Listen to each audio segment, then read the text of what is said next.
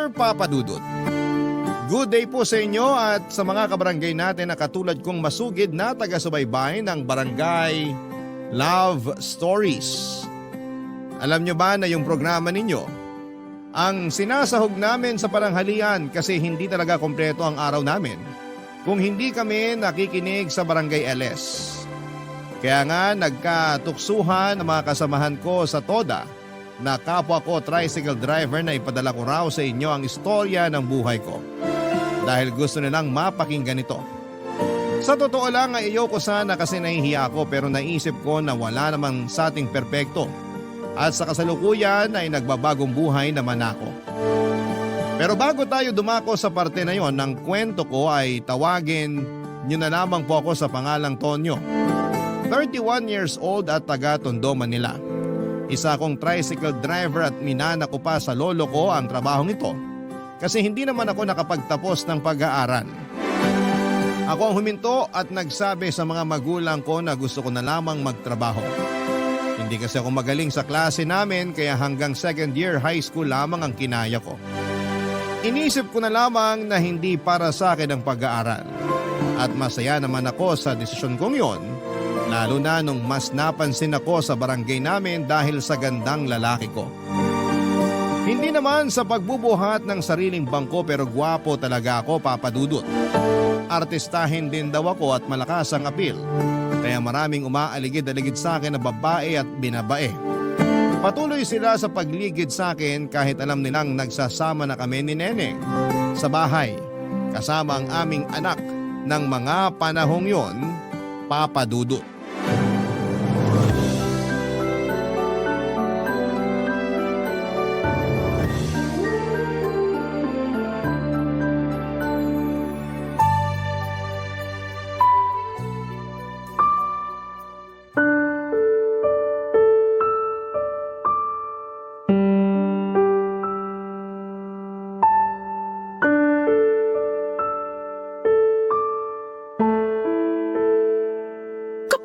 Mukha mo, no? Akala mo siguro hindi ko malalaman yung mga kalokohan mo? Pinagsasabi mo. Aga-aga. Imbis na kape at pandesal ipaalmusal mo sa akin, sermon agad. Paano hindi kasi sermonan ay nakakainis ka? Hinaan mo nga yung boses mo. Tulog pa yung anak natin tsaka si tatay. Mamaya magising yun na bad trip dahil sa ingay mo. Ikaw naman kasi yung may kasalanan. Ano ba kasing kasalanan yun, Neneng? Nalaman ko lang naman dun sa binilhan ko ng almusal na palagi mo raw hinahatid sa bahay nila yung sexy na babae dyan sa kabilang kanto. Ano yun? Ikaw na ba ang personal driver niya? Nagkataon lang yun, no? Sa ako yung natsyempohan niyang tricycle sa terminal. Alangan namang di ko siya isakay. Hindi ka ba nakikinig? Ang sabi palagi. Ibig sabihin, hindi lang isang beses o nagkataon. Ang style daw ng haliparot na yon, kapag di pa raw ikaw yung papasada, tatambay pa siya dun sa terminal para makipaglandian sa'yo. Nakikipagkwentuhan lang yung tao. Walang landian na nangyari. O di totoo yung chismis tungkol sa paghihintay niya sa'yo sa terminal para ikaw yung maghatid sa kanya? Pero wala pa rin kaming ginagawang masama. Hinahatid ko lang siya. Masyado ka lang OA. At ako ba ang OA ngayon? Ipapaalala ko lang sa'yo na pamilyado ka na. Hindi ka na binata. Kaya tigilan mo yung kalandian mo. Mahiya ka sa anak natin. Ano namang kinalaman ng anak natin dito? Ang bata-bata pa niya. Ikaw talaga? Lahat na lang dinadamay mo sa ka-OA-han mo. Tinatanong mo pa talaga? Paano pag nakakapag-isip na yan? Ano na lang sasabihin niya sa'yo sakaling hindi ka pa rin nagbabago? Hindi habang buhay walang muwang yung anak natin. Pambihira naman. Maliit na bagay lang yun tapos ikaw gustong-gusto mong pinapalaki. Tsaka nakaka-insulto ka na ha? Ikaw bang may lakas ng loob na mainsulto? Ayos ka rin ah. Paanong hindi? Pinapamukha mo sa akin na gumagawa ko ng masama at wala ka ring tiwala sa akin. Sobra ka na. Nakdang teteng, ang aga-aga ang ingay-ingay niyong dalawa. Tay, good morning po. Anong good sa morning na-istorbo niyo tulog ko dahil sa sigawan niyo? Hindi naman po kami nagsisigawan, Tay. Nag-uusap lang po kami ni Tonyo. Nag-uusap ba ang tawag doon lakas ang boses mo? Abot hanggang doon sa kabilang barangay? Si Neneng na lang po pagalitan nyo. Sermon ba naman pinaalmusal sa akin? Imbis na ipagtimpla ko ng kape? At nagpakampi ka pa talaga sa tatay mo, ha? Bakit? Tatay ko naman siya. Kanino ako magpapakampi? Sa kapitbahay? Isip bata ka talaga. Kaya kayo nag-aaway ng anak ko kasi lagi ka na lang nagagalit sa kanya na walang dahilan. Bago-baguhin mo nga yung ugali mo, Neneng. May dahilan po kaya ako nagagalit sa anak nyo. Baka nga pag nalaman nyo, uminit din ang ulo nyo. Sige, ano yon? Sabihin mo. Tay, wag po kayong maniniwala dyan. Wala pa nga akong sinasabi. Ay, ewan ko sa inyong dalawa. Ang sarap niyong paguntugin. Ikaw, Neneng, dumating ka lang dito sa bahay umiingay na. Dati tahimik dito eh. Pero ngayon parang palengke na. Nakakabuisit kayo. Doon kayo mag-away sa labas. Kita ko sa mga ugat sa noon ni Neneng matapos siyang mapahiya sa tatay ko. Buti na lamang din at nagising si tatay kasi pagkatapos niya kaming sawayin ay nanahimik na ang kinakasama ko at nakapag-almusal na ako. Regular kong pasahero si Neneng noon at masasabi ko na siya ang unang nagkagusto sa akin. Sa katunayan ay tricycle ko ang paborito niyang sakyan pauwi sa bahay nila na nasa kabilang barangay lang. Yung sinasabi niyang gawain daw ng babaeng lagi kong hinahatid ay naging gawain din niya talaga. Teacher si Neneng pero may pagka-business minded din. Rumarakit siya sa pamamagitan ng pagbebenta ng mga beauty products. Siyempre makinis at maputi si Neneng at patunay na epektibo ang mga produktong binebenta niya. Kaya nga na in love na rin agad ako sa kanya at nakuha niya ang loob ko. 2 linggo lang kaming nagligawan at noong napasagot ko na siya ay niyaya ko siyang tumira sa bahay namin. Sakto kasi na gusto na rin daw niyang bumukod kaya pumayag siyang makipag-live-in sa akin. Tapos pagkalipas lang ng 1 buwan ay buntis na siya sa anak namin Papa Dudut. Kaso kung ano namang hinhin at hinahon niya sa eskwelahan at sa klase niya, siya namang ingay at taklesa niya sa bahay namin. Nagsimula yon noong nasa 8 buwan na ang tiyan niya hanggang sa mga anak siya sa anak namin. Lagi raw niya kasi akong napapanaginipang may ibang babae at nambababae. Kaya napapraning siya. Naiinis ako kasi pinagbibintangan niya ako kahit wala naman akong ginagawang masama. Naisip ko tuloy na totohanin ko na lamang kaya ang pambababae ko para naman may basihan na siya. Lagi niya akong inaaway at walang araw na hindi siya nagagalit sa akin. At hindi yon nakaligtas sa matinik na paningin at obserbasyon ng Tatay Cesar ko na kasama namin sa bahay.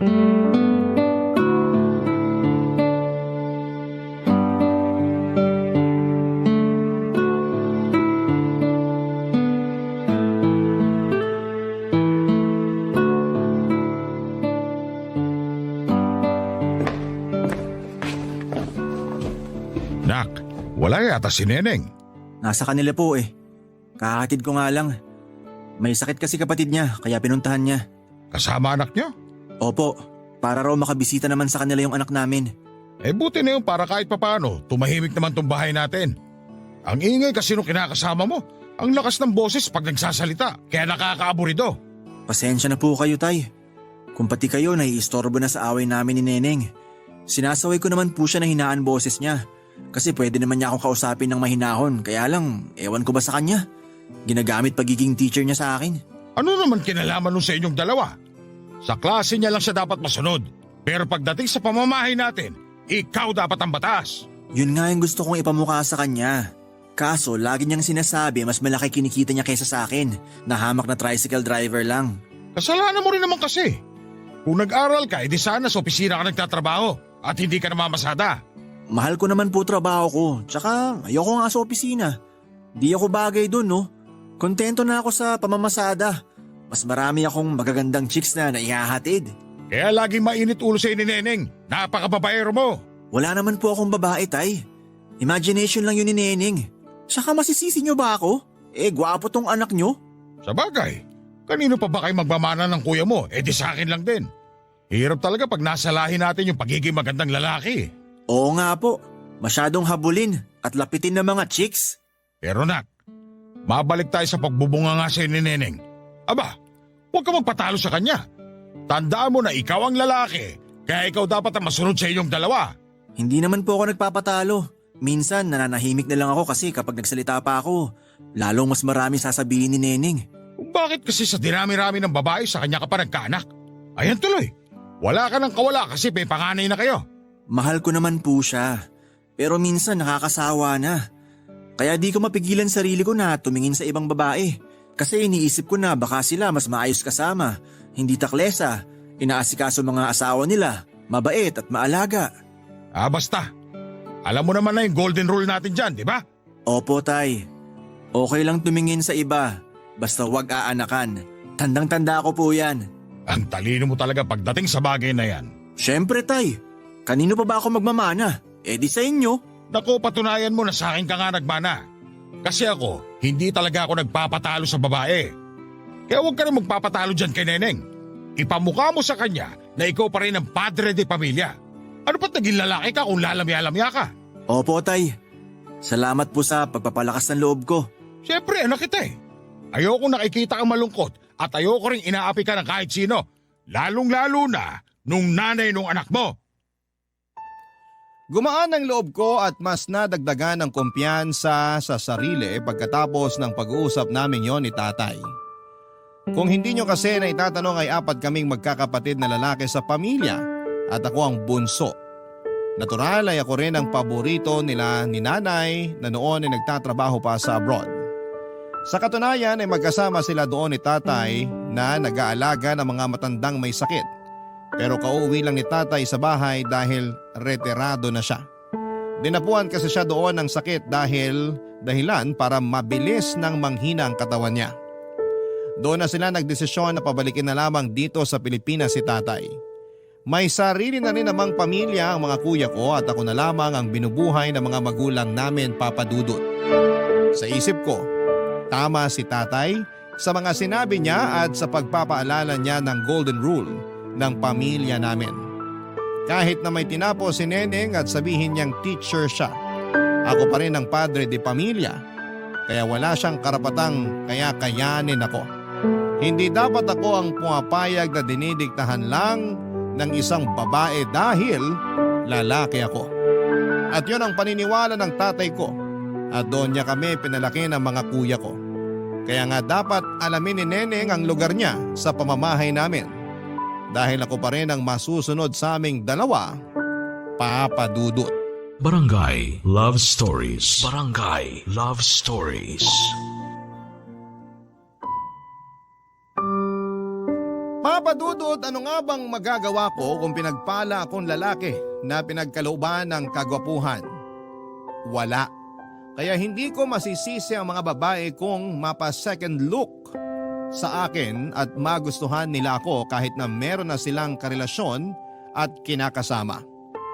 Yung iba nga sa kanila may 4 ng anak pero gusto pang humirit ng date sa akin kahit na alam nilang may kinakasama na ako. Minsan kapag naiisip kong nai-inlove ako kay Neneng at niyayaya ko siyang magsama na kami sa isang bubong para bumuo ng pamilya ay hindi ko mapigilang manghinayang sa buhay ko nung wala pa sila ng anak namin. Nakakamiss din palang maging isang binata, Papa Dudut. Sa kabila ng lahat ay alam kong mahal ko si Neneng. Kasi kapag hindi naman siya sinusumpong ng topak niya ay malambing siya sa akin.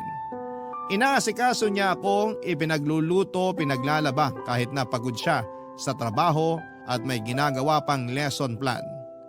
Bukod doon ay siya ang nanay ng anak ko kaya kahit na hindi ko mapigilan ang atraksyon ko sa ibang babae at madali akong madala sa mga paglalandi nila ay si Neneng pa rin ang inuuwian at tinatabihan ko sa kama. Kaya nga minsan ay nakakaumay kapag tinatalakan niya ako. At sinesermo na para bang wala na akong ginawang matino sa buhay ko, Papa Dudut.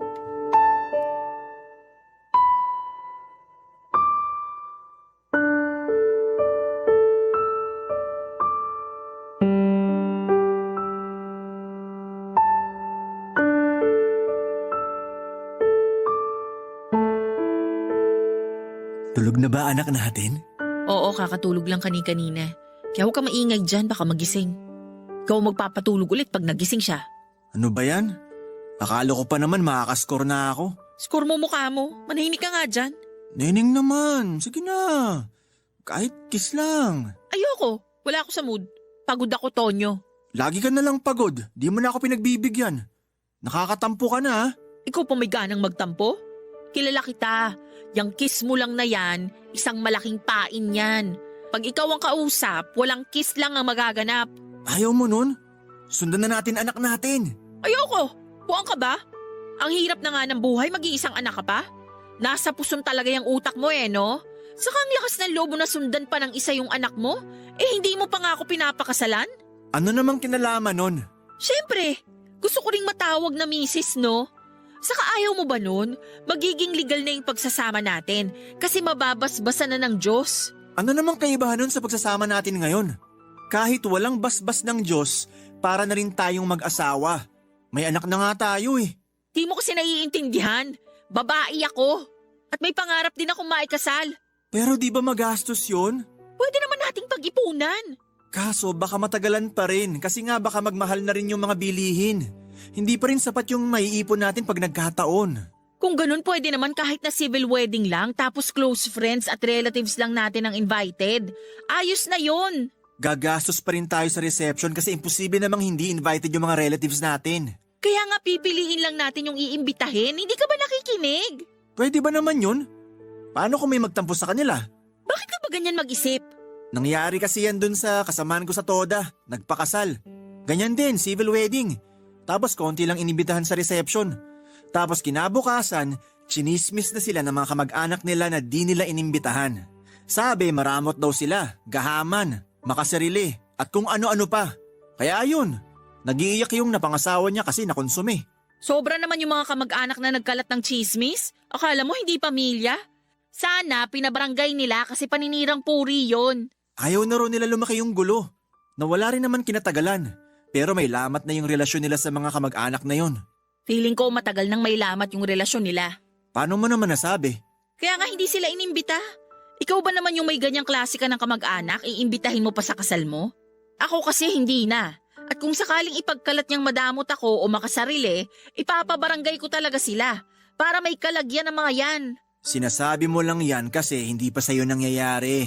Bakit parang sinasabi mo na mangyayari nga sa akin yan? Hindi ah. Ayan ka na naman. Advance ka na naman mag-isip eh. Gusto ko lang namang makasal na tayong dalawa. Ayaw mo ba yun? Ha? Ano? Ano? Huwag kang sumigaw. Sige ka. Magigising anak natin. Ikaw kasi, nakakainis ka. O ano na? Naghihintay ako ng sagot mo. Basta. Basta-basta ka pang nalalaman dyan?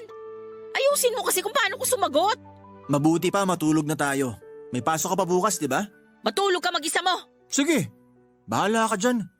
Gabing-gabi na nag-iinarte ka pa rin. Sa totoo lang, Papa Dudut, ay ayoko pang magpakasal.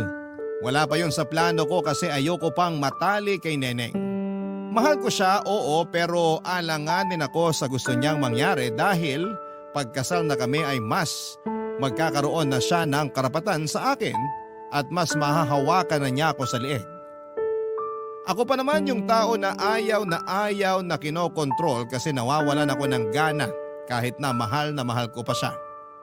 Saka ang gastos kayang magpakasal. Wala pa nga kaming ipon ni Neneng, Papa Dudut. Kulang na kulang yung sinasahod ko sa pamamasada tapos may mga binabayaran pang loan si Neneng na ginagamit niya noon na pampagamot sa nanay niyang nagka-cancer. Pero sa kasamaang palad ay binawian din ng buhay. Kaya naman nalubog talaga siya sa utang. Idagdag pa na siya pa rin ang bumubuhay sa pamilya niya at nagpapaaral sa dalawa niyang kapatid na nasa college. Kaya nga lalo kaming nagigipit. Tapos gusto niya pang magpakasal? Kahit na sabihin mong civil wedding lang yon ay gagastos pa rin sa reception. Gusto pa naman niya na invited lahat ng kamag-anak niyang sigurado kung wala namang ambag sa gastos tapos magti-take out pa ng pagkain. May pagkabida-bida kasi yan. Kunwari lang na gustong pili ang i-invite pero sa huli lahat naman ay kasama. Saka ayaw rin ng parents ko sa ideya ng kasal lalo na si tatay. Yung mga kuya ko hindi naman kasal sa mga kinakasama nila kaya bakit ako magpapakasal kay Neneng? Yon ang nasa isip ko ng mga panahon na yon.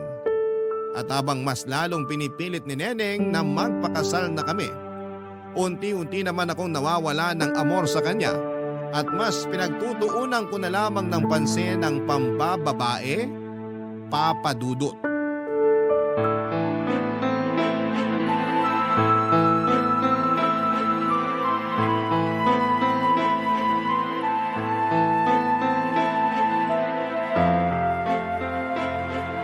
Hoy, Tonyo!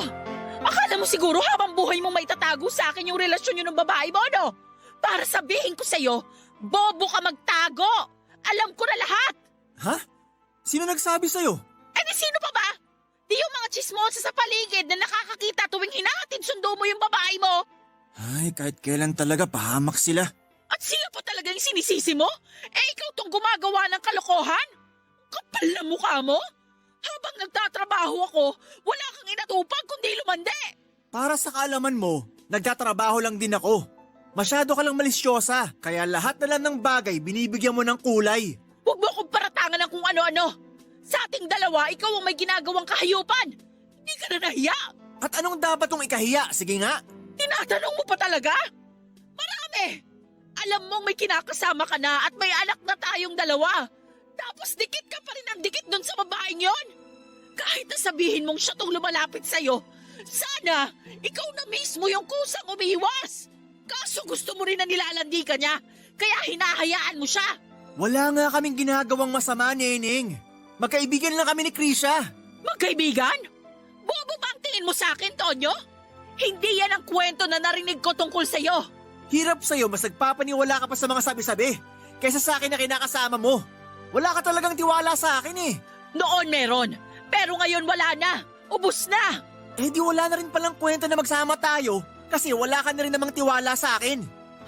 Ano sabi mo? Ulitin mo nga yung sinabi mo? Ewan ko sa'yo. Di ka lang praning. May pagkabingi ka rin.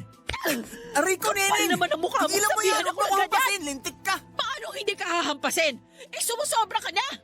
Hindi mo na ako nirespetong buwisit ka. Hoy, Neneng! Bakit mo sinaktan ang anak ko? Tay, inaaway niya ako oh. Nakuha mo pa talaga magtago sa likod ni tatay, ha? Siyempre, sasaktan mo na naman ako. Ang kapal na mukha mo. Ikaw ang makapal! Lakas ng loob mong pagbuhatan ng kamay tong anak ko sa loob pa mismo ng pamamahay ko? Tay, yung anak nyo kasi, huling-huli na ng bababae, ayaw pa rin umamin. Wala nga akong aaminin. Kita nyo na? Eh alam na halos ng buong barangay natin na hindi lang niya basta pasahero yon. Saka alam naman niyang nilalandi siya noon pero hindi pa rin siya umiiwas. Totoo ba yun, Tonyo? Tay naman. Sumagot ka! Totoo ba yun? Opo, pero wala kaming relasyon ni Krisha. Oh, ayun naman pala eh. Wala daw silang relasyon. Ano ba pinuputok ng butsi mo dyan, Neneng? Seryoso po ba kayo, Tay? Tinatanong niyo pa talaga kung ano? Magalit ka kapag nanakan ni Tonyo yung babaeng yon. Pero kung wala namang nabubuo, wag na wag mong sasaktan tong anak ko. Akala mo ba hindi ko na-obserban yung pagbubunga mo sa kanya? Hindi lang ako umiimik pero namumuro ka na. Baka nakakalimutan mo, sino dapat ang masusunod sa inyo sa pamamahay na to? Si Tonyo dapat ang nasusunod at hindi ikaw. Tay naman! Mas kinakampihan niyo pa po ba si Tonyo kaysa sa akin? Ako po ang kinakasama niya. May anak kami. Kinakasama pa lang pero hindi pa asawa. Kaya wala kang karapatang diktahan ng anak ko. Di na ako magtataka kung bakit ayaw niyang magpakasal sa'yo. Walang tigil kasi sa pagputak yung bunganga mo.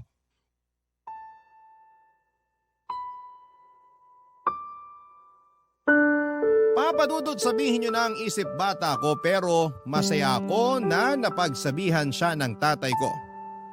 Sumusobra na kasi si Neneng sa pangiinsulto niya sa akin at aaminin kong inapakan niya ng gusto ang pagkalalaki ko. Biruin nyo ha, naturingan pa naman siyang teacher, nirerespeto ng mga estudyante niya sa eskwelahan tapos siya mismo ay hindi marunong rumespeto sa kinakasama niya. Kaya buti na lang talaga to the rescue si tatay kaya nakatikim tuloy ng masasakit na salita si Neneng sa kanya, Papa Dudut. Sa kabila ng lahat ay nakonsensya pa rin ako noong nakita ko ang malungkot na reaksyon sa mukha ni Neneng. Gusto ko sana siyang suyuin pero pinigilan ko ang sarili ko dahil indikasyon lamang yon ng pagiging mahina ko.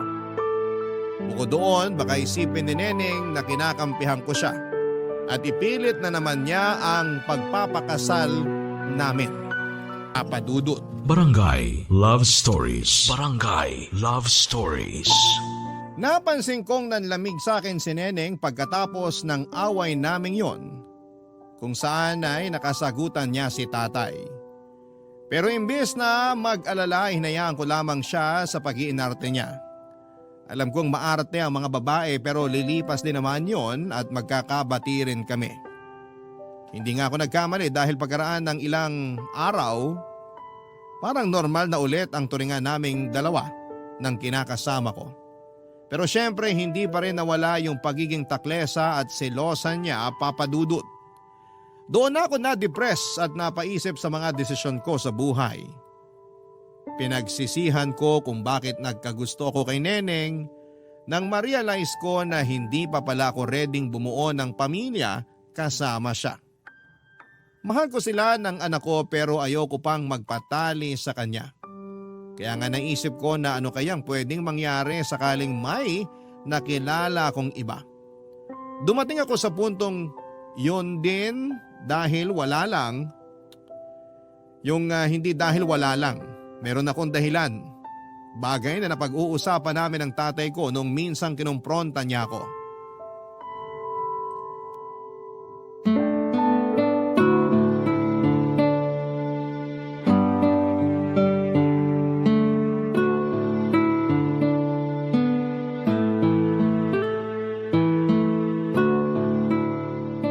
Tonyo, inaaway ka pa ba ni Neneng? Paminsan-minsan po. Pero di na palagi kasi baka raw makasagutan na naman niya kayo. Natakot yata sa inyo. Aba, dapat lang naman takot siya sa akin. Nagre-reyna-reyna siya sa bahay natin nakikitira lang naman siya. Hayaan niyo na po si Neneng, tay. Pinagsabihan ko na naman siya. Kaya di na yun uulit. Pinipilit ka pa rin ba niya mapakasal? Opo, binabanggit pa rin niya. O anong sagot mo? Na hindi pa ako handa. Tapos tinanong niya ako kailan daw ako magiging handa. Pag lumaki na yung anak namin. Di na lang ako umimik kaya nagtampo na naman siya sa akin. Hindi ko na po alam gagawin. Ayoko naman nakikita siyang nagtatampo pero ayoko pa rin kasi talagang magpakasal sa kanya eh. Sigurado ka ba na ayaw mo lang kasi hindi ka pa handa? O baka naman may iba ka na talaga? Baka naman kayo talaga nung babaeng tinutukoy niya. Tay naman eh. Wala talaga akong may tatago sa inyo. Siyempre, tatay mo ako.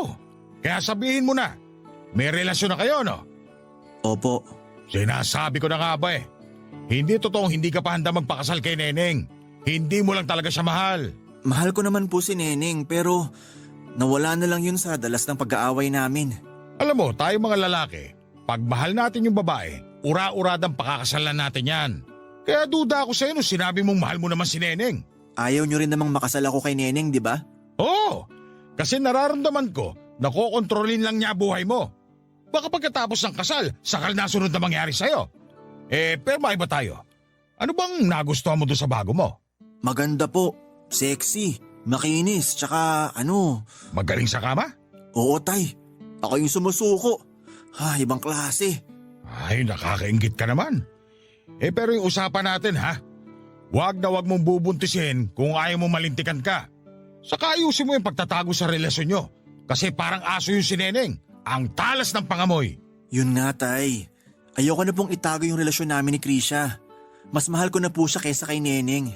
O anong plano mo? Makikipaghiwalay na po ako kay Neneng. Pero di ko alam kung paano sasabihin sa kanya. Baka kasi hindi siya pumayag. At bakit di siya papayag? Ipamukha mo na ayaw mo sa kanya para siya na mismo yung kusang makipaghiwalay sa'yo. Sigurado po ba kayo na gusto nyo kami maghiwalay ni Neneng? Aba, oo naman. Sabi mo maganda yung bago mo at mas mahal mo na siya kaysa kay Neneng. Di, palitan mo na yung kinakasama mo. Tutal, nakikita ko rin na hindi ka na masaya sa kanya. Tingnan mo nga yung itsura mo. Para kang pinagsakluban ng langit at lupa. Ang dapat na gawin mo, makipaghiwalay ka kay Neneng kaysa nagmumukmuk ka dyan. Alam nyo, tama po kayo. Di dapat ako nagmumukmuk dahil lang dun. Buti na lang talaga okay lang sa inyo na hiwalayan ko si Neneng. Tsaka wala rin kasi akong nakikitang future sa kanya.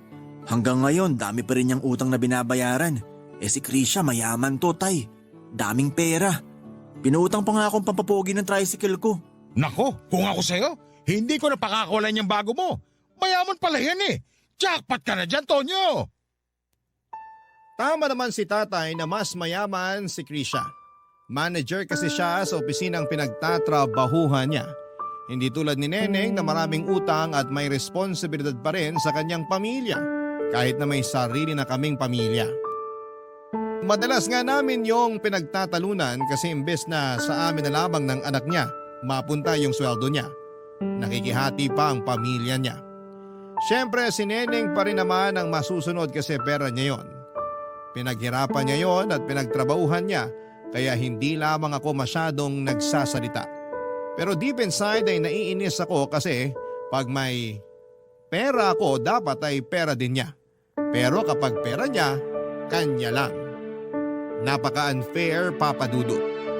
Doon ko nga naisip na hindi na talaga maayos ang relasyon namin ni Neneng.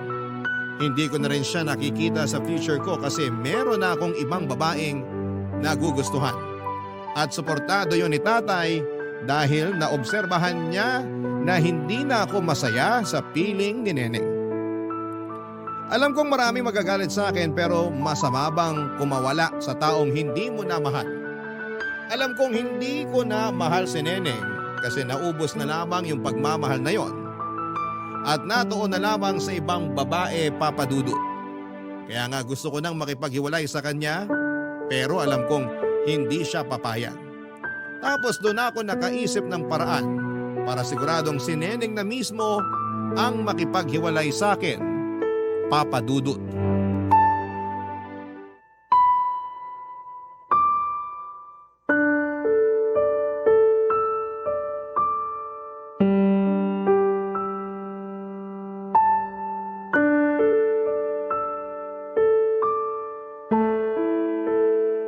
Anong sinabi mo?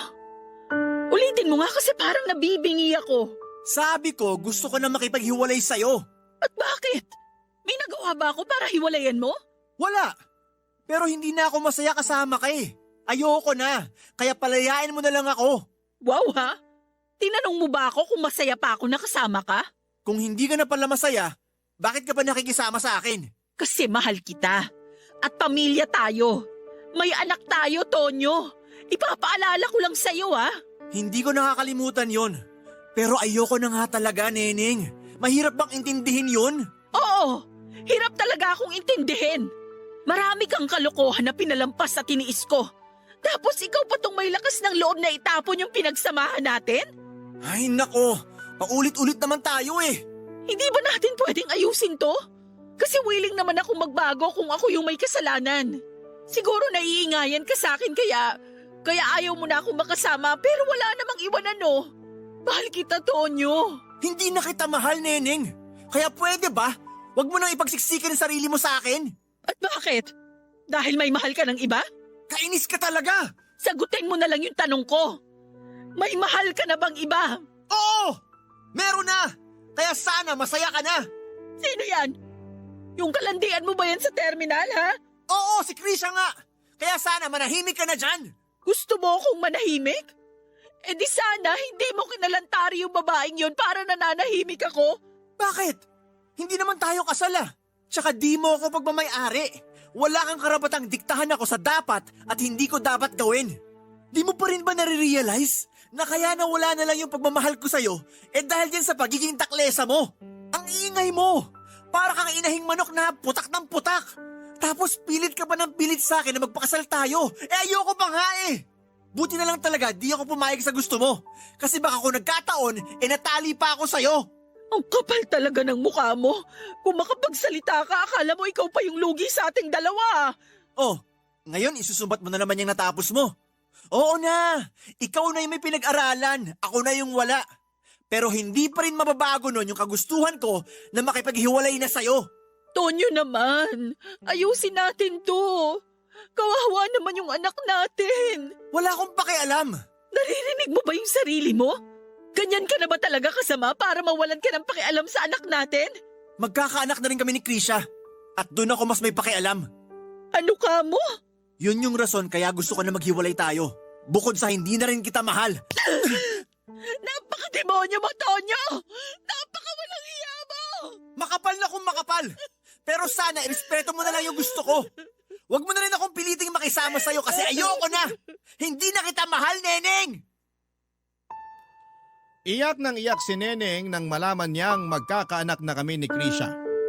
Kung dati naaawa pa ako sa kanya pag nakikita ko siyang umiiyak, ay wala na akong naramdaman na mga panahong yon, bukod sa kagustuhan kong makipaghiwalay na sa kanya. Hindi ko na kasi siya mahal at ayoko namang ipagpilitan pa ang relasyon namin kung hindi na talaga uubra. Suportado rin naman ako ni tatay sa desisyon ko, kaya malakas ang loob ko. Sa katunayan ay pinagalitan pa nga niya si Neneng noong narinig niyang umiiyak ito ng araw na yon, Papa Dudut. Nagmakaawa pa ulit si Neneng sa akin pero sinabi kong hindi na magbabago ang desisyon ko. Pinagtabuyan ko na sila ng anak namin sa bahay dahil may plano na akong patirahin doon si Krisha. Kaya umalis na rin si Neneng at bumalik na sa bahay nila. Simula noon ay nagsama na kami ni Krisha at marami kaming plano tulad nang bubukod kami sa oras na makapanganak siya. Pero pagkalipas ng 5 buwan, nalaman kong may kinakalantari siyang ibang lalaki. Galit na galit ako dahil sa pangangaliwa niya. Pero mas lalong gumuho ang mundo ko nang ipagtapat niya sa aking hindi raw ako ang ama ng ipinagbubuntis niya. Ang tatay noon ay ang lalaking kinakausap niya na noon ay nasa Amerika na. Pinagsabay niya kami ng mga panahong yon tapos nagkalabuan daw kasi sila noong paalis na ito at hindi niya agad nasabi rito na buntis siya sa anak nila. At dahil nga sa takot sa kahihiyan, humanap siya ng sasalo sa magiging anak niya para maging tatay nito. At ako ang napili niya. Pero gusto na raw nilang magsama kaya walang pasubali akong iniwan ni Krisha. Durog na durog ang puso ko nang lokohin niya ako. Kinasusuklaman ko siya pero doon ko naisip na baka karma ko yon sa pangiiwan at pagtataboy kay Neneng at sa anak namin. Pero hindi pa pala tapos ang kapalaran sa paniningil sa akin dahil may nangyari ulit na hindi ko inaasahan. Nagkasakit po si tatay sa atay dahil na rin sa walang humpay na pag-inom ng alak nang umuwi siya rito sa Pilipinas.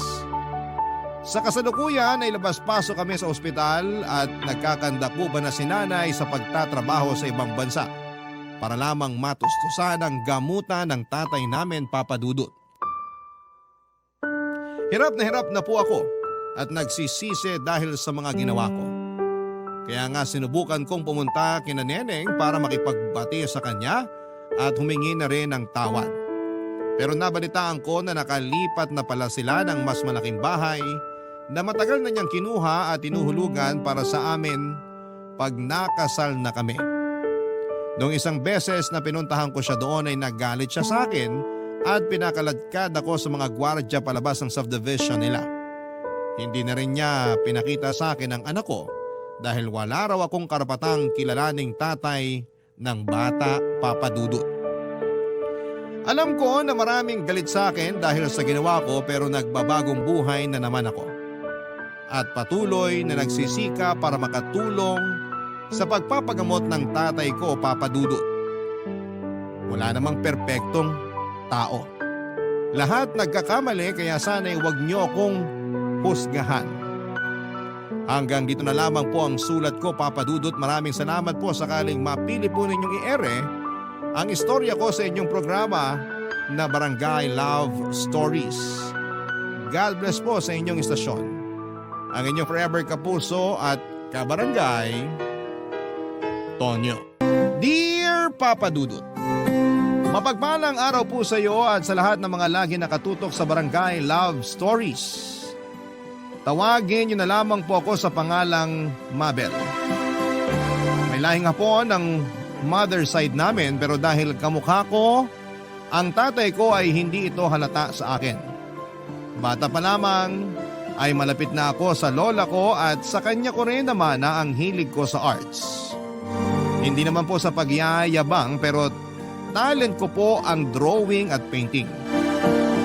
Bago mamatay ang lola ko ay palagi niyang sinasabi sa akin yung tungkol sa isang Japanese art na kung tawagin ay kintsugi, kung saan ang isang basag na vase ay binuo muli sa pamamagitan ng ginto.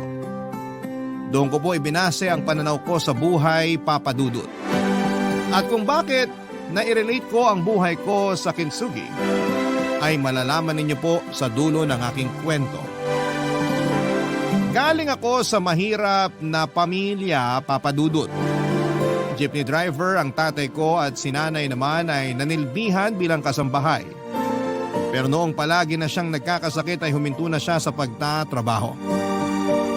Sa kasamaang palad ay namatay ang tatay ko nang inatake siya sa puso habang pauwi sa amin. Ang mahirap pa doon ay nangyari yon ilang araw lang mula nang makapanganak ako sa kambal ko. At dahil ako ang panganay sa aming magkakapatid ay ako rin ang inasahang sasalo sa naiwang responsibilidad ni tatay.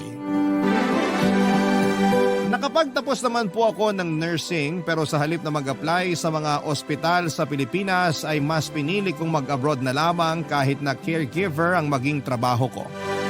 Sakto pa noon na tinawagan ako ng pinsan ko at inalokong interesado kong magtrabaho sa Spain. Mahigit 2 dekada po ako nagtrabaho noon sa Spain bilang caregiver. Kaya hindi ko nakasama ang mga anak ko sa paglaki nila. Napapanganak ko pa lamang kasi noon nang mag-abroad ako. Mabuti na lamang at madali akong natanggap doon dahil kay Donna na matagal ng caregiver sa Valencia, Spain. Sa tagal kong nagtrabaho sa ibang bansa ay idinaan ko na lamang sa iyak ang matinding pangungulila sa pamilya ko. Kung makakapagbakasyon man kasi ako sa Pilipinas ay hindi rin naman ako nagtatagal. Kung tutuusin, Papa Dudut, kaya naman sana naming mag-asawa na maitawid ang pagpapamilya. Pero hindi sasapat ang kinikita ko kung isasama ko pa roon ang pampaaral sa sarili kong mga kapatid.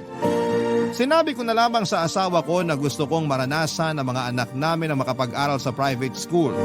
Kaya kailangan ko ng malaking-laking sweldo. Pero ang totoo, bukod doon ay kailangan ko rin munang tapusin ang obligasyon ko sa 2 kong kapatid at kay nanay na wala ng trabaho ng mga panahong yon.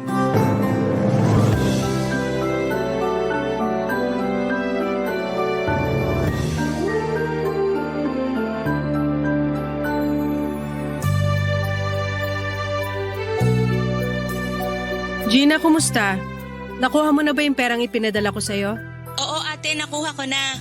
Salamat Bukas na bukas yan magbabayad ako para makakuha ng exam permit. Sigurado ka bang makakapag-exam ka? Oo naman ate, pambayad lang naman yung kulang. Nasaan yung resibo ng binayaran mo nung prelims at midterms nyo? I-send mo sa akin, gusto ko makita. Si ate naman wala ka bang tiwala sa akin? Mahirap ba yung hinihingi ko sa'yo? Pipicturan mo lang tapos isi-send sa akin. Kayang-kaya mo nang gawin yun ngayon. Ano kasi ate? Wala ako sa bahay ngayon. Bakit? Nasaan ka ba? Nandito sa kaibigan ko, mag-group review kami. Sa kaibigan mo o sa boyfriend mo? Magsabi ka ng totoo. Ha? Saan naman ang galing yan ate? Wala pa akong boyfriend. Binigyan kita ng pagkakataong magsabi ng totoo bago ako magalit kasi gusto kitang maintindihan, Gina. Pero ano tong ginagawa mo, ha? Ate... Ano? Hindi ka na makapagsalita? Kasi hindi ka lang basta may boyfriend. Ha? Akala mo hindi ko malalaman na 4 na buwan ka ng buntis? At nalaman ko lang yun kung kailan napadala na kita ng pera. Paano mo nalaman, ate? Sinabi sa akin ni nanay. Humihingi siya ng pera para sa gastusin sa bahay at sinabi ko ipapadala ko na lang sa'yo. Pero alam mo kung anong sinabi niya?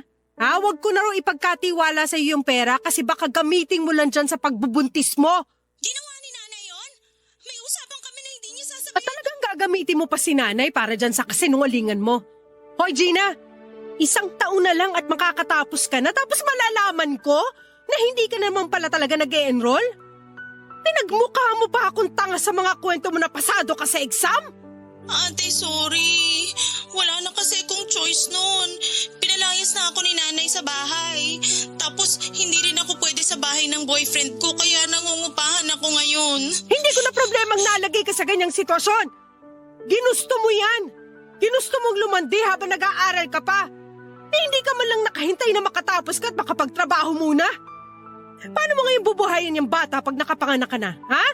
Yung boyfriend mo, nasan siya? Gusto ko siya makausap. Wala siya rito, ate. Nasa trabaho pa siya ngayon eh. Ano trabaho ng boyfriend mo? Konduktor ng bus, ate. Nagkakasya ba yung sinusweldo niya para sa inyo?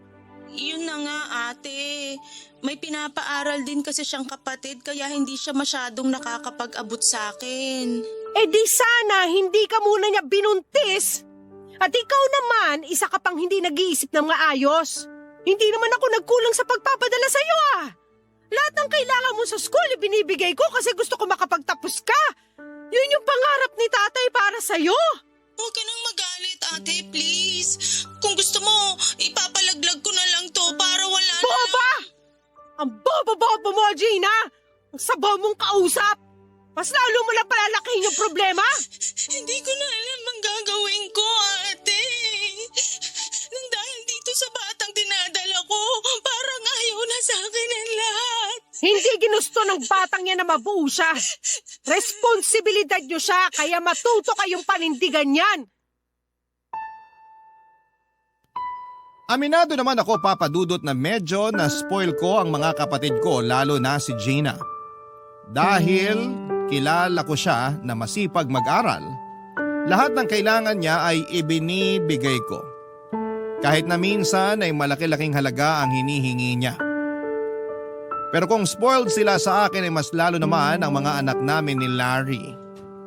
Ang mahirap lang doon ay naging malayo ang loob nila sa akin. Hindi ko naman sila masisisi dahil wala ako sa kanilang tabi habang lumalaki sila.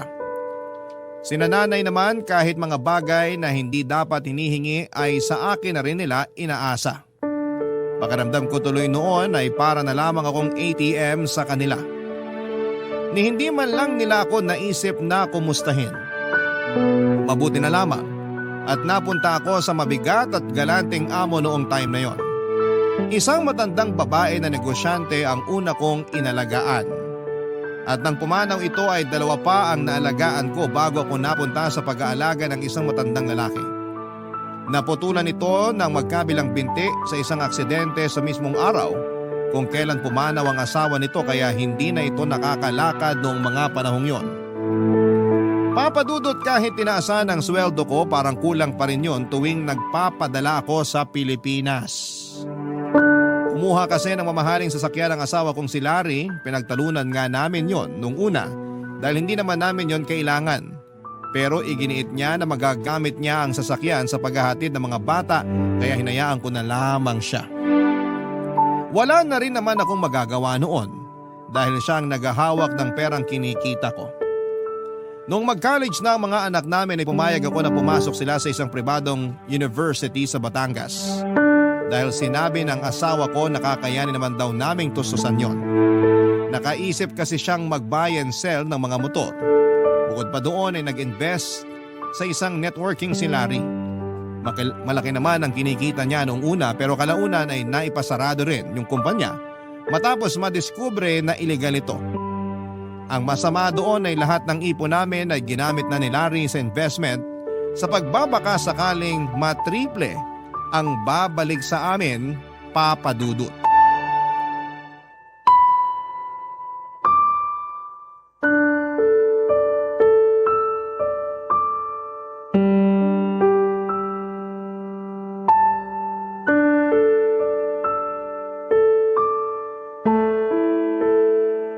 Larry, anong balita? Hindi na ba talaga maibabalik yung pera? Wala na, mahal eh. Wala nang pag-asang maibalik pa yun sa atin. Nagsara na yung kumpanya. Ano ba naman yan? Paano na yung ipon natin? Ang tagal kong pinag-ipunan yun tapos mawawala na lang ng ganong kabilis? Yung buy and sell mo ng motor, kumusta? Yun na nga, mahal eh. Dumagdag pa yun sa problema. Bakit? Ano nangyari? Ipinautang ko kasi yung 5 motor sa mga kaibigan ko. Ang kaso, hanggang ngayon hindi pa rin sila nagbabayad. Ano?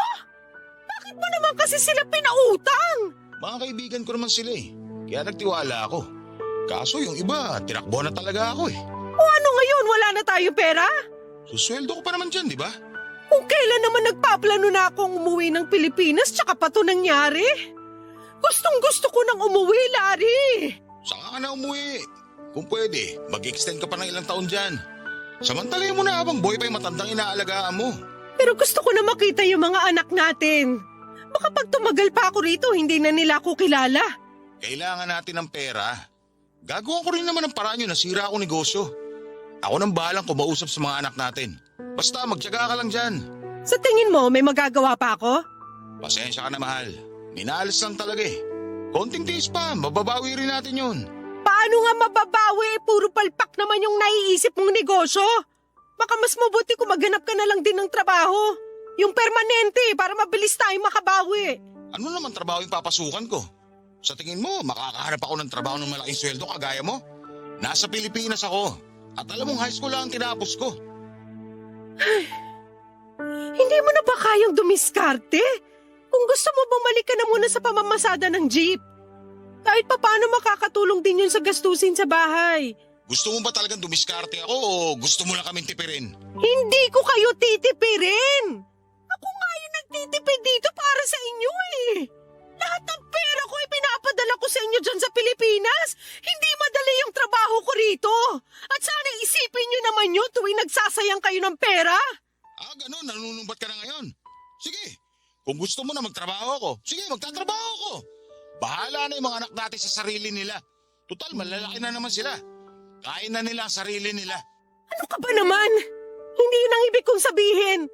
Sabi ko nga, di ba, kahit mamasada ka na lang ulit para kumikita ka kahit papano.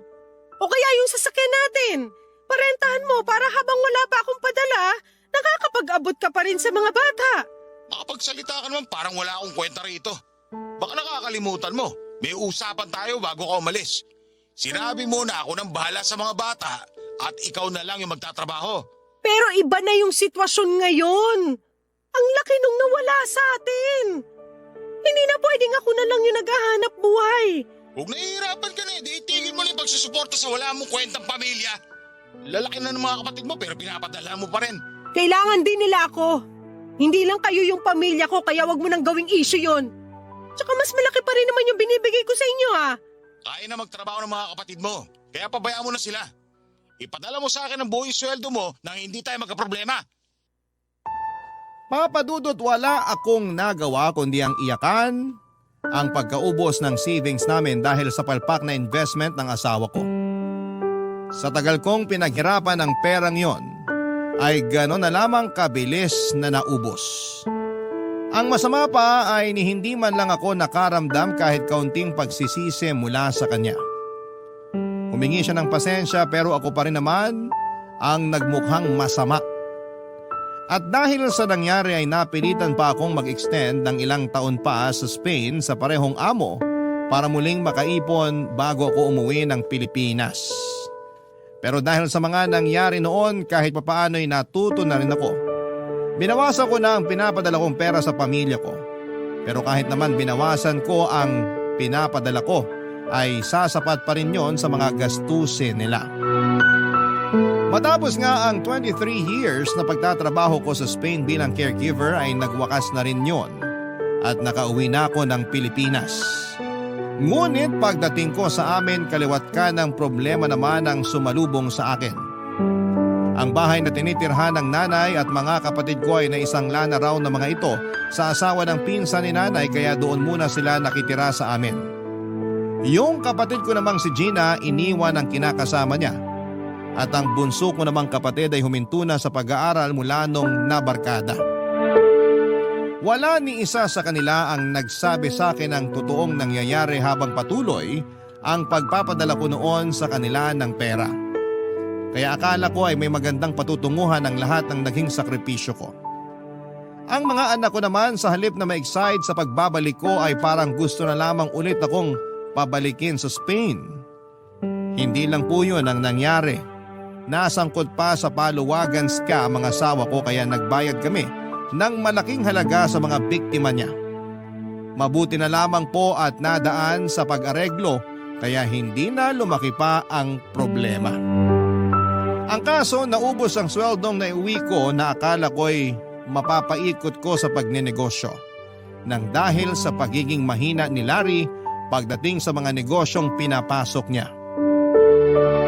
Papa Dudut, nakakapanghina ang pangyayaring yon. At hindi ko na rin alam noon kung papaano pa ulit magsisimula, Papa Dudut. Barangay Love Stories. Barangay Love Stories. Papa Dudut, parang nagsisisi ako noon na umuwi agad ako sa Pilipinas. Sa dami ng problemang pinasan ko sa pag-uwi ko ay hindi ko man lang naramdaman ang mga pinaghirapan ko. At kahit na anong gawin kong panunuyo sa mga anak ko ay sadyang malayo na ang loob nila sa akin. Kung sagot-sagutin nila ako ay parang hindi nila ako ina. Masakit yon dahil para sa kanila rin naman ang ginawa kong pag-alis noon, pero baliwala pa rin sa kanila kahit na anong paliwanag ang gawin ko. May natira pa naman akong pera at galing yon sa personal savings ko. Gagamitin ko sana yon sa pagpapatayo ng sarili kong karinderya kahit maliit lang muna. Alam kong hindi magiging sapat ang perang meron ako kung isasama ko pa roon ang pangsuporta sa pag-aaral ng aking kambal. Kaya rumakit muna ako, Papa Dudut. Nagluto ako noon ng mga kakaning dinideliver ko naman sa kantina mga eskwelahan doon sa amin. Minsan nagdadala rin ako sa munisipyo. Tumanggap din ako ng mga paluto para sa kung ano-anong okasyon. Sa mahigit 1 taong ko nang ginagawa yon ay mas dumami pa ang customers kong nagpapaluto sa akin. Kaya naman naisipan kong simula ng pangarap kong karinderya. Bukod sa ipon ko, kalahati ng kapital noon ay inutang ko sa pinsan ko na best friend ko rin na si Donna. Pero kung kailang bala ko nang simula ng karinderyang ipapatayo ko sa food court sa palengke, ay saka naman may nangyari sa akin, Papa Dudut. Isinugod ako ni Donna sa ospital matapos atakihin sa puso bago pa man ako makauwi sa bahay namin.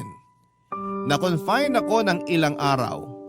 Base sa mga test na ginawa ay nagkaroon ako ng heart enlargement dahil sa matinding pagod, stress at pagpapabaya sa kalusugan ko.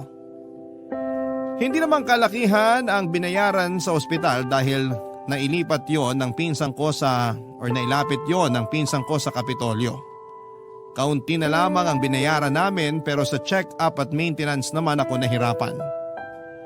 Ang nakakasama pa ng loob, Papa Dudut, nang mangyari yon sa akin ni isang beses ay hindi man lang nagpakita ang asawa at mga anak ko sa ospital. Ganon din ang mga kapatid ko. Pumupunta naman paminsan-minsan si nanay pero dahil sa problema nila sa pera ay hindi na rin nakatulong sa mga bayarin. Naintindihan ko naman yon at naunawaan ko rin noong hindi niya nagawang samahan si Donna sa pag-aasikaso ng mga kailangan para mailabas ako ng ospital dahil sa kanyang katandaan. Pero kung nakakalungkot na ang nangyari noong inoperahan ako, mas naging malala pa ang sitwasyon nung nakauwi na ako sa bahay namin para magpagaling.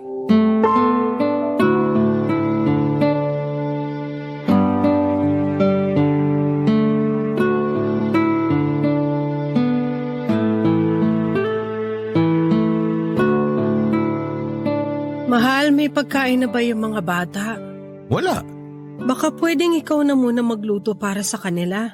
Hindi pwede. May lakad ako. Birthday ni kumpare bukas. Nakapangako na ako na pupunta ako sa kanila ngayon para tumulong sa pagkakatay ng baboy. Pero walang kakainin yung mga anak natin pag uwi nila. Bakit mo pa ba inaalala mga ngayon? Malalaki na sila. Kaya na nilang ipagluto yung mga sarili nila. Saka, hindi na dito kumakain yung mga anak mo. Palagi silang kumakain sa labas kasama yung mga barkada. Ano? Kaya naman pala mabilis maubos yung allowance nila eh. Tapos hindi mo man lang nagawang pagsabihan para magtipid kahit kaunti. Hindi ko na problema yun. Ginusto nila yun kasi tamad yung mga anak mo. Ayaw nila magluto.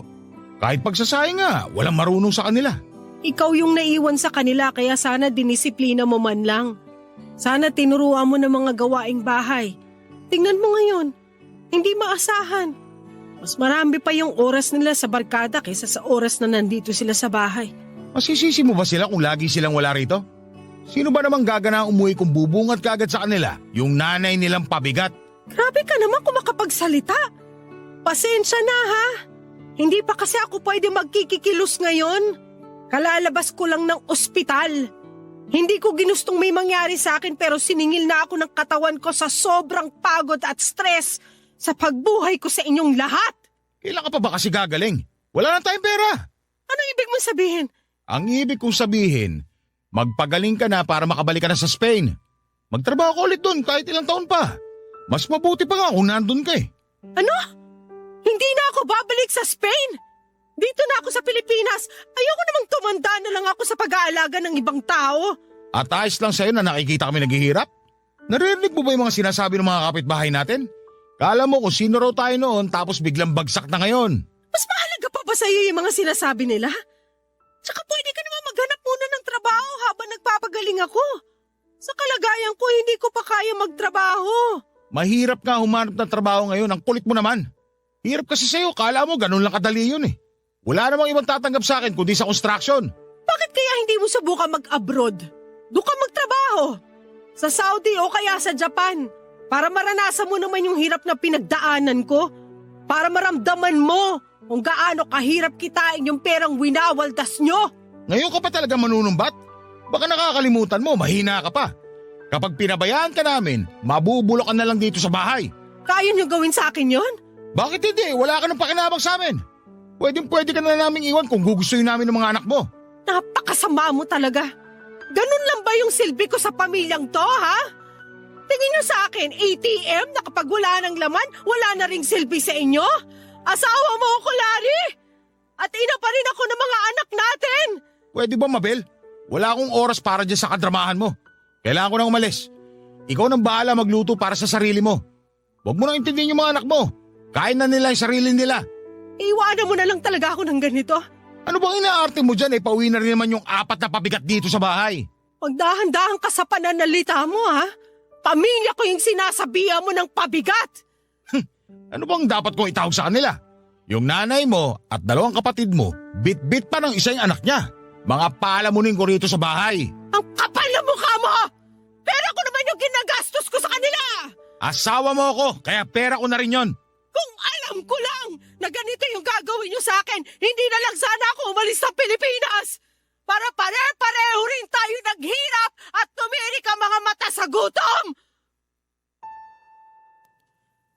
Papa Dudut, kahit magwala pa ako sa galit ay wala na ring silbi yun.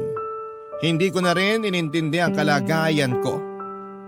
Kung bigla na lang ba akong magko-collapse dahil sa taas ng emosyon ko at sigaw ako ng sigaw.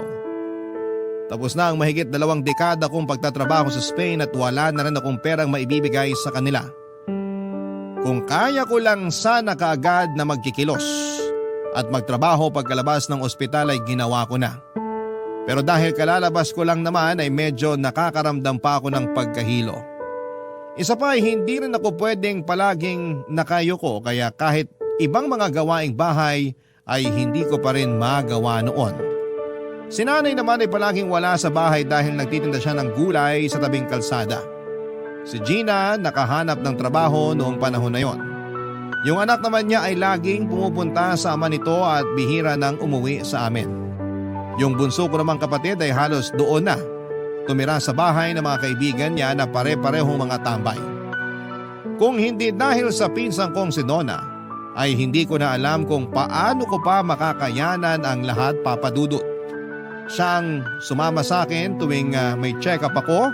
Nakapangutang na rin ako ng pera sa kanya dahil kinulang na yung natira kong pera sa savings ko.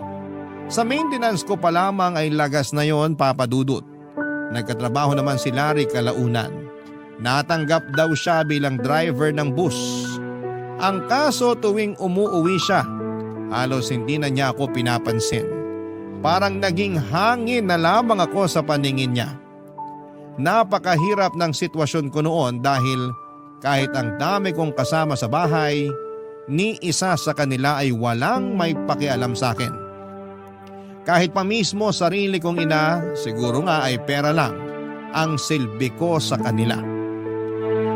Papa Dudut, aaminin ko na umabot na ako sa puntong gusto ko nang wakasan ang buhay ko. Napagod na kasi ako at nawala na rin ang pag-asang makakaalis pa sa sitwasyong kinakasadlakan ko noon. Sinubukan kong maghanap ng dahilan para patuloy pa rin lumaban sa buhay pero lalo kong pinanghihinaan dahil sa mga taong akala ko ay magiging karamay ko sa mga panahong wala pa akong magawa para tulungan ang sarili ko.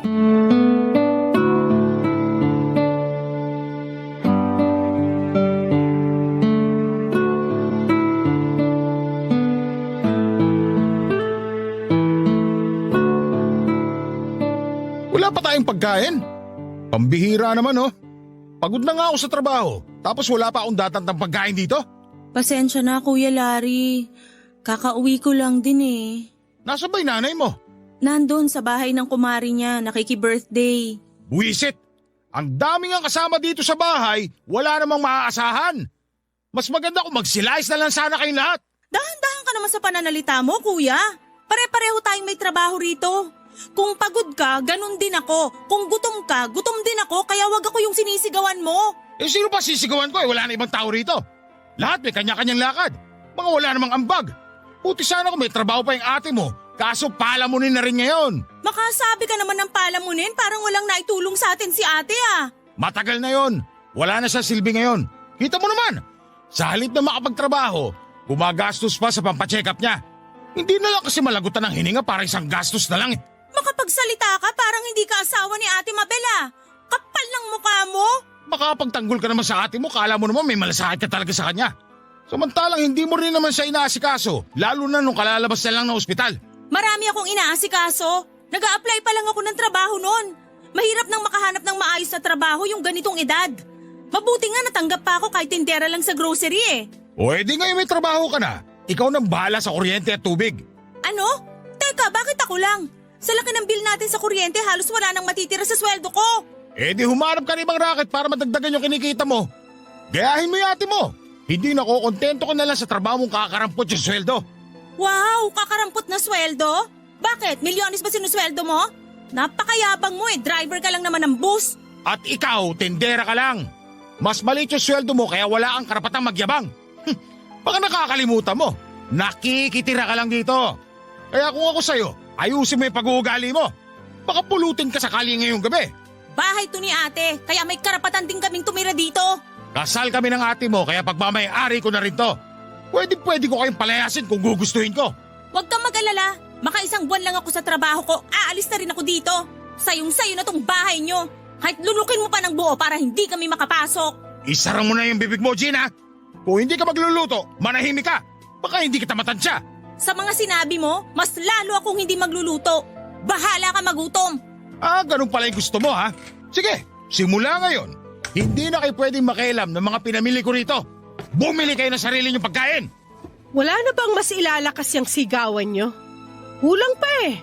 Konting kapitbahay pa lang yung nakakarinig. Huwag kang makialam dito, Mabel. Talaga, Larry? Huwag ako makialam? Kung tutuusin nga, ako lang yung may karapatang magpalaya sa inyong lahat kasi bawat sentimong ginastos para maitayo tong bahay na to, galing lahat sa bulsa ko. Pare-pareho lang kayo naging palamunin nung nagpapakahirap ako magtrabaho sa Spain. Kung manunumbat ka lang sa mga naibigay mo noon. Ano, Larry? Patatahimikin mo ulit ako? Hindi porket may trabaho ka na, pwede mo na akong maliitin ng ganito. Tama si ate. Isa ka pa! Lahat kayo! Wala kayong karapatan na isipin at sabihin palamunin at pabigat ako sa bahay na to! Kasi kung meron man naging palamunin at pabigat sa buong buhay ko, kayong lahat yon! Papadudot wala na yatang mas masakit pa sa mga narinig ko. Ipinamukha nila sa akin na wala akong silbi sa kanila. Sobrang sama ng loob ko noon lalo na sa asawa kong akala ko'y siyang pinakaunang makakaunawa sa akin. Kung yung mga anak ko lang ay maunawaan ko pa sila dahil kahit minsan naman ay hindi ko sila naalagaan. Pero yung asawa ko at yung mga kapatid ko ay hindi ko akalain na kakayanin nilang pabayaan na lamang ako ng ganon. Si nanay naiintindihan ko rin dahil masyado na siyang matanda para mag-alaga pa sa akin. Hindi naman kalakihan ang bahay namin kaya bawat away nila at pagtatalo tungkol sa mga gastusin ay napapakinggan ko. Ewan ko ba pero parang sinasadya na talaga nilang marinig ko ang mga yon. Kung noon ay mahal na mahal nila ako nung may sakit na ako ay parang bigla na lamang ako naging ibang tao para sa kanila. Sobra akong nanliit sa sarili ko. Sa bawat araw na naroon ako sa bahay at naririnig ko mismo kung gaano sila nahihirapan ay parang gusto ko na lamang sukuan ng lahat. Papadudot akala ko ay wala nang magandang mangyayari sa buhay ko nang dahil sa pagkakaroon ko ng sakit. Pero nung nakarecover na ako ay tinulungan ako ni Donna na makabangong muli. Hindi siya nagdalawang isip na pautangin ulit ako ng pera kahit alam niyang wala pa akong kakayanang magbayad. Kumpara sa akin, mas malaki ang naipon niya sa pagtatrabaho sa Spain dahil mas nauna pa siyang naging caregiver doon. Gusto niyang ituloy ko pa rin ang plano kong magnegosyo. Inalok niya ako na maging industrial partner niya.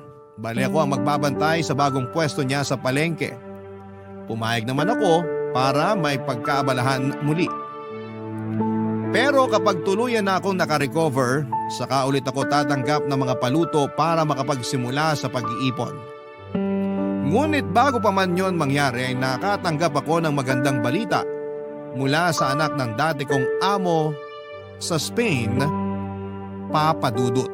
Barangay Love Stories. Barangay Love Stories.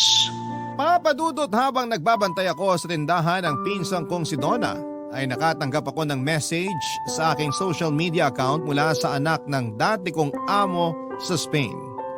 Nakasaad doon na pumanaw na ang dati kong amo. Sinabi rin sa mensahe na may gusto silang ibigay sa akin na kaunting halaga. Bukang bibig daw kasi ako ng tatay nila bago ito pumanaw. Nag-reply ako at nang sumagot ulit ang anak ng amo ko ay doon ko napagtanto na totoo nga ang sinasabi nito. Halos hindi ako makapaniwala nang pumasok sa bank account ko ang perang ibinigay nito bilang pasasalamat sa pag-aalaga ko sa kanilang ama. 3 buwang sweldo rin ang katumbas noon kaya gano'n na lamang ako kasaya.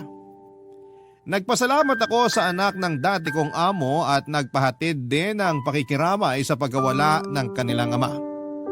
Ang pera namang ibinigay nila ay ginamit kong pampuhunan para sa isang maliit munang karinderya. Kumuha na lamang ako na makakatulong ko roon para makapagluto pa rin ako ng mga pinapa-order ko. Nang malaman ng mga anak ko na meron na naman akong pinagkakakitaan ay saka ko lang ulit naramdaman ang presensya nila. Pero dahil malalaki na rin naman sila ay natuto na rin ako, Papa Dudut.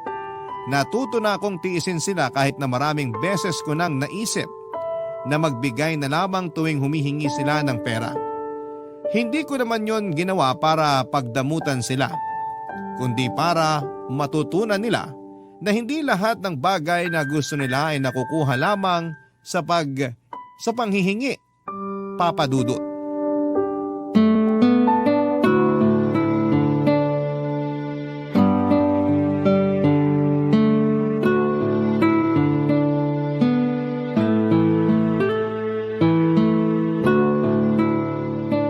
Ibang klase rin yung mga anak mo, no? Nakaamoy lang ng pera, naalala ka na ulit. Hayaan mo na sila. Hindi ko naman binigyan para matuto naman sila magsikap sa buhay. Teka, maiba nga ako. Bakit hindi mo pa palakihan tong karinderya mo? May sapat ka na namang pera. Ayaw kong ilabas lahat ngayon. Pwede naman ako magsimula muna sa simple lang. Di ba dito naman mas makikita yung diskarte ko? Kung sa bagay, naiintindihan kita dyan sa pagtatabi mo ng pera. Sa dami nang nangyari sa'yo mula nung bumalik ka rito, matuto ka na talagang magtabi. Magsisimula ulit ako ngayon. Kahit hindi na kasing laki ng kinikita ko nung nasa Spain ako, ayos lang. Kesa naman nasa bahay lang ako, tapos puro masasakit na salita pa yung naririnig ko. Hiwalayan mo na lang kaya yung asawa mo. Gustuhin ko man, hindi rin ganun kadali. Iniisip ko rin yung mga anak ko. Baka lalo lang sila magrebelde kapag nalaman nila na maghihiwalay na kami ng tatay nila. Ay, sabi ko na nga ba't yan ang isasagot mo kumusta nga palang pag-aaral ng mga yon? Makakapagtapos ba naman kaya? Ayun, konting tiis na lang. Napilitan ng lumipat sa public college dito sa atin. Wala Hindi na sila kayang pag-aralin sa private. Sa baon pa lang nila at iba pang gastusin kulang na sweldo ni Larry. Sa tuition pa kaya. Kung noon pa sana naisipan ni Larry na magtrabaho, malaki na sana ang ipon ninyong mag-asawa. Wala kasi maiiwan noon sa mga bata. Pwede namang iwanan sa nanay mo yung kambal mo nung teenager pa lang sila Ilang taon pa sanang nakapagtrabaho si Larry. Tsaka nagkaroon din sana siya ng pagkakataon na makapag-abroad. Sadyang mahina lang dumiskarte yung asawa mo Pa-business-business pa. Palpak naman. Ang dali na ngang ma-scam, na-inspire pa sa mga scammer. Nang scam pa ng iba dahil dun sa paluwagan na sinalihan niya. Ay naku, pambihira. Kung ako sa'yo, magpapalit na talaga ako ng asawa. Ay, sakit sa ulo yung si Larry eh. Wala na akong balak na mag-asawa ulit, Donna. Matanda na ako. Gusto ko na lang na mabigyan ng magandang buhay yung mga anak ko kahit na malalaki na sila. Kahit sa ganung paraan man lang makabawi ako sa kanila. Sus, kung tutuusin naman hindi mo kailangan bumawi sa kanila. Maswerte nga sila at may nanay silang kagaya mo. Ang kaso, pagbalik mo, kahit pagrespeto man lang sana sa'yo, hindi nila magawa. At yan yung itutuwid ko kapag nakabangon na ako ulit. O ano bang plano mo? Gusto kong palaguin yung perang ibinigay sa akin ng anak ng amo ko. Hindi ko lahat ginamit sa karinderya kasi may naiisip pa akong ibang pwedeng pagkakitaan. O yan yung gusto ko sa'yo. Nagkaroon ka lang ng kapital, abay bumalik yung pagiging madiskarte mo. Salamat nga pala. Kung hindi naman dahil sa'yo, baka hindi ko to nagagawa ngayon. Huwag mo nang alalahanin yon. Magkaibigan tayo at magpinsan pa. Palagi mo nga akong pinagtatanggol nun sa mga nambubuli sa akin Tapos ikaw pa yung nagpapalusot nun sa nanay ko para makatakas ako at makapag-enjoy man lang sa buhay kahit subsub tayo sa pag-aaral, di ba? Ay nako, napakasarap tuloy bumalik sa pagiging estudyante. Kung babalik man tayo sa pagiging estudyante, ayoko na maging prof si Madam Sungit. Kumusta na kaya yon? Gusto mong bisitahin? Ay, tsaka na kapag successful na tayo. Successful ka naman na. Malakas naman yung grocery mo sa palengke. Ay naku, panimula lang yon. Hindi pa yon ang definition ko ng success. Sa bagay, ako rin naman, hindi pa ako kontento sa meron ako ngayon kasi lahat pwede pang mawala sa akin. Tama. Kaya hanggat may kaya pa tayong gawin, tuloy lang ang laban. Papadudot na tuloy ang pagpapagawa ko sa karinderya. Pero sa halip na doon ako mismo kumuha ng pwesto sa loob ng palengke, ay naghanap na lamang ako ng mas malawak na espasyo dahil mga estudyante ang target market ko. Nag-offer ako ng budget meal na bentang-benta. Hindi lang sa mga estudyante kundi pati na rin sa mga tricycle driver doon sa amin. Hindi ako nagsisisi na pagkain ang ginawa kong panimulang negosyo dahil hindi ito nalalaos. Sa mahigit kalahating taon na lumipas at malakas pa rin ang karinderya ko. Bumili naman ako ng van para parentahan. Nagtuloy-tuloy ang mga magagandang pangyayari sa buhay ko nang walang tulong na nagmumula sa pamilya ko. Sa mga panahong yun ay hindi na kami nagsasama ng asawa ko. Paunti-unti kong pinagawa ang paupahan ko sa likod lamang ng aking karinderya. Dahil malapit sa eskwelahan ang paupahang ipinagawa ko noon, ipinasadya ko yon para sa mga bed spacer lamang. Malaki-laki na rin naman ang kikitain ko sa 8 kwarto. Habang ginagawa pa ang paupahan at tuluyan na akong nakabangon. Saka naman muling nagparamdam ang mga kapatid ko. Pinigilan daw sila ni nanay na lumapit sa akin dahil sa kahihiyan. Pero naglakas loob silang humingi ng tulong sa akin noong gipit na sila. Nagkataon pa na lagi nang nagkakasakit ang nanay ko. Ayoko naman noon na dumating ang araw na pagsisihan ko kaya tinulungan ko pa rin sila, Papa Dudut. Pero hindi na yung kagaya ng dati na sobra-sobra pa sa kailangan nila. Nagbigay ako ng kaunting puhunan para matuto rin silang magnegosyo. Kumita man yon o hindi ay labas na ako doon. Dahil sinabi kong yun na ang huling beses na mag-aabot ako sa kanila ng pera. Ipinadoktor ko naman si nanay at doon ko nalaman na meron na pala siyang stage 2 lung cancer. Ilang buwan lang mula noong subukan ko siyang ipagamot ay pumanaw na ang nanay ko. Pero bago siya tuluyang nawala ay humingi siya ng tawad sa mga naging pagkukulang niya sa akin at nagpasalamat na rin sa lahat ng naging sakripisyo ko para sa pamilya namin. Nakakalungkot at masakit mawala ng mahal sa buhay pero ganun talaga ang realidad dito sa mundo. May dumarating at meron ding umaalis na hindi na babalik pa kahit na kailan.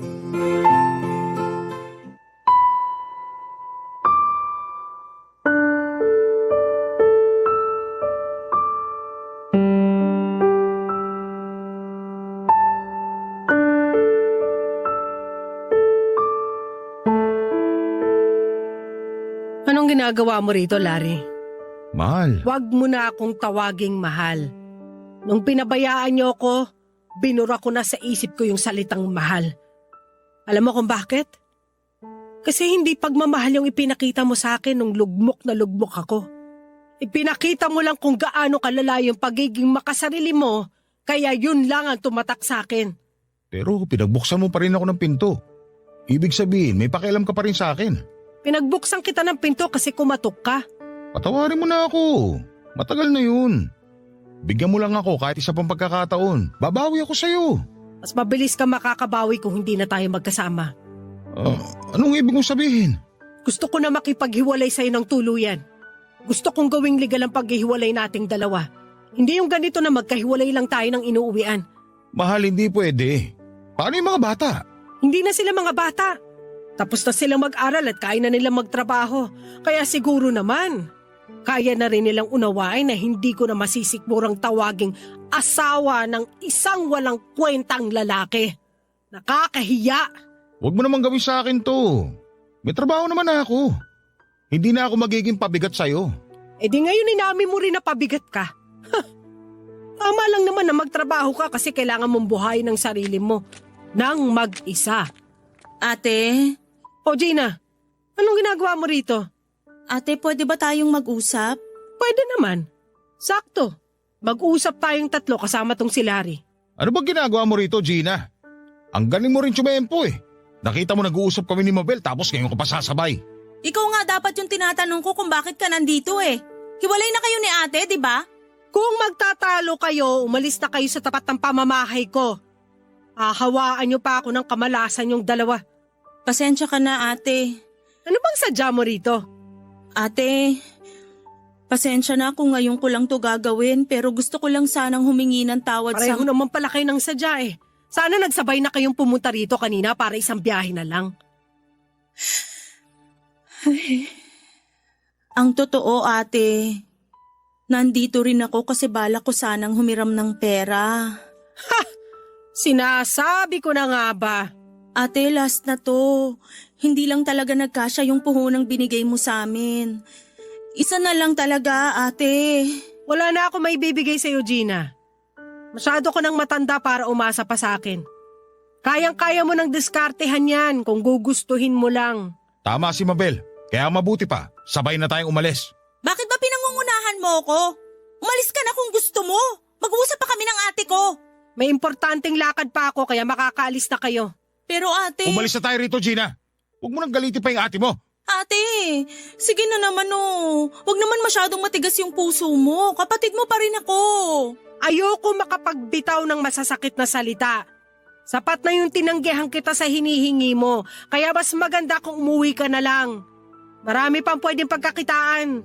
Matalino ka kaya alam kong kayang-kayo mo pang dumiskarte. Pero hindi tayo pareho, ate. Hindi naman lahat ng tao kayang magnegosyo. Pero kayang matuto, hindi ba? Kayang matutunan ng pagnenegosyo. Ganun ba kahirap na magbigay na lang? Hindi mo ba naman ikakahirap yung halagang hihingin ko? At hindi mo naman ikamamatay kung hindi kita mapagbibigyan.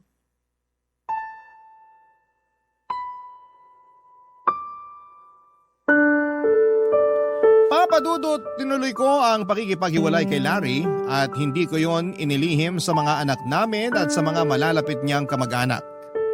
Alam nila kung ano ang mga pinagdaanan ko noong makauwi ako ng Pilipinas at halos madurog na ako sa sakit na ginawa sa akin ng pamilya ko. Pero dahil sa tulong ng ilang taong nagmamalasakit pa rin sa akin at higit sa lahat ay sa awa ng Panginoon ay nalampasan ko ang lahat. Kahit hiwalay na kami ni Larry ay wala na siyang narinig na masasakit na salita mula sa akin. Nagpasalamat na lamang ako noon na naging bahagi siya ng buhay ko at nagkaroon ako ng mga anak ng dahil sa kanya. Makalipas nga po ang isang taon, Papadudot, ay nakita ko kung paano nagbagong buhay ang dati kong asawa na si Larry. Nagpatuloy siya sa pagtatrabaho bilang bus driver at lumayo na rin sa bisyon niya noon na pagsusugal. Sa pagkakaalam ko ay binenta na niya ang sasakyang hinuhulugan namin noon para makapagbigay ng pera sa mga anak namin. Nagkikita pa rin naman kami tuwing may okasyon. tuwing nagkakasama ko ang mga anak ko. Nung una ay napipilitan ng kambal ko na pumunta tuwing naghahanda ako para sa kanilang kaarawan. Pero bago magpasko ay nagkapatawaran na kaming mag-ina. Humingi sila ng tawad sa naging pakikitungo nila sa akin at sa pambabaliwala nila noong kailangan ko ang kanilang presensya. Sino ba naman ako para hindi magpatawad gayong matagal ko nang hinihintay na mangyari yon? Sa ngayon, Papa Dudut, ay maayos pa rin ang takbo ng aking karinderya at nangangalahati na ang pinapagawa kong paupahan. At habang wala pang trabaho ang mga anak ko, tinutulungan muna nila ako. Sila rin naman, muli akong sinubukang suyuin at hindi talaga siya tumigil hanggat hindi ko siya napapatawad. Papa Dudut, bago ko nga po maisulat itong liham ko sa inyo ay nagkapatawaran at nagkabalikan na rin kaming dalawa. Sa lahat ng nangyari sa buhay ko, na i-relate ko ang buhay ko sa kintsugi, minsan na rin akong nawasa. Pero kinaya kong mabuo ng paunti-unti. Pero sa pagkakataong ito ay mas nakikita ko na ang halaga ko. Kung isa akong basag na paso, ang gintong bumuo sa akin ay ang pamilya ko na napagtanto ang naging pagkakamali nila at gumawa ng paraan para magkaayos kaming lahat. Pero kahit na buo na kami ng pamilya ko ay naroon pa rin ang bakas ng pinagdaanan ko. Kahit kasi okay na kami ng mga kapatid ko ay hinayaan ko na lang silang tumayo sa sarili nilang mga paa. Tinuruan ko sila kung paano dumiskarte at hindi umasa na lamang sa inaabot sa kanila. Hanggang dito na lamang po ang aking kwento at maraming salamat po Papa Dudut sa lahat ng mga bumubuo ng Barangay LS. Pagpalain po sana kayong lahat. Ang inyong forever kapuso at kabarangay, Mabel.